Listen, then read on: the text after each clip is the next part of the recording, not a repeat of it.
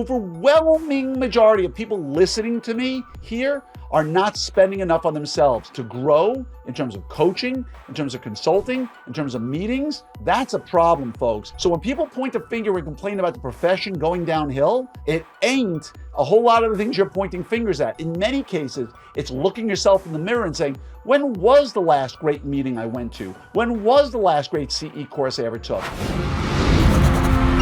Hello there, Orthopreneurs, and welcome to another episode of your 5-Minute Friday. I'm your host, Dr. Glenn Krieger, and today I'm going to lay into you a little bit. Having run meetings for the last 7 or 8 years, and I've run not just Summit, but I've run at least 4 to 6 meetings a year for my Orthopreneurs RD group, I recently started hearing something from a lot of you that really blows me away.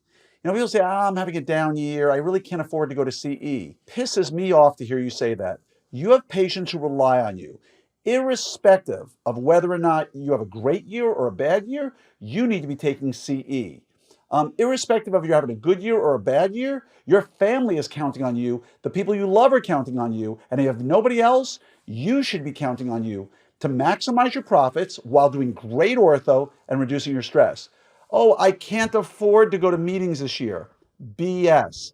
You're buying a whole bunch of other stuff in your life, you're doing a whole bunch of other stuff in your life, and you're neglecting by far the best investment in the world, which is in you, right? If you can get an ROI, and I tell people this about Summit all the time, if you don't get at least a 20x return on investment in your first 6 to 12 months after going to Summit, something's really wrong. Now, that's not about getting you to go to Summit. My point is, where are you spending your money elsewhere that you can't come up with the money to go to a summit or to go to that clinical course you've wanted to take or whatever it may be? So don't sit there and tell me, I don't have the money. You don't want to spend the money because you want to go spend it on something else, because there's very few orthodontists who are struggling that badly. And if you're struggling that badly, you need to invest more in yourself. The guy who's making $10, $12, $15 million a year, they still invest massive sums of money in themselves. They don't need to. They kind of figure it out.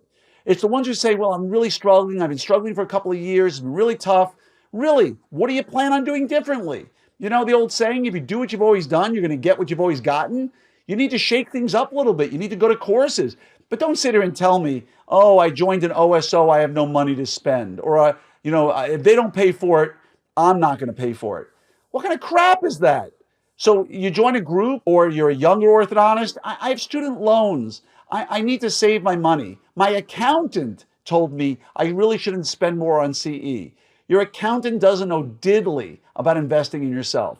So if today seems like a little bit of harsh, tough love, you need it. You know why? Because I know the overwhelming majority of people listening to me here are not spending enough on themselves to grow in terms of coaching, in terms of consulting, in terms of meetings.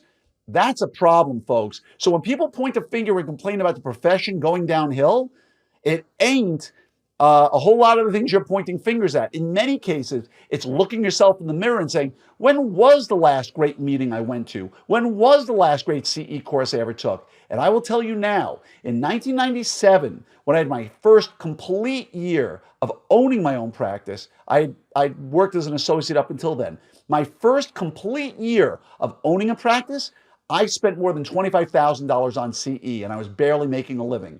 That's why a few years later, I was a top 1% restorative practice in terms of income. Because you invest now, plant the seeds in yourself, and grow yourself. And you're the best investment there is. What the hell is wrong with you? If I seem upset, it's because I am. You know why? Because you're smart people and you're acting really dumb on this one. So go find a course, go find a meeting, go find a consultant, go find a coach, and invest the damn money. You'll do just fine without it. And trust me, down the road, your bank account, your heart rate, and your stress levels will thank you for it. And again, I'll throw my hat into the ring, hoping you'll go to Orthopreneurs Summit. You go to opsummit2025.com. I'd love to have you there. And to be honest, if you are so broke that you literally can't afford a ticket to Vegas on a plane and a hotel room and the cost, DM me personally and we'll talk about it, okay? Because nobody should ever be so broke that they can't afford to invest in themselves, because that's the way you get out of it. Love you all. Sorry for the tough love, not sorry for the tough love, but we are woefully underspending on ourselves in this industry. and we have nobody to blame for it but ourselves. Have a great day, and hopefully this gets a fire lit under your behind, because yes, I'm talking to you specifically.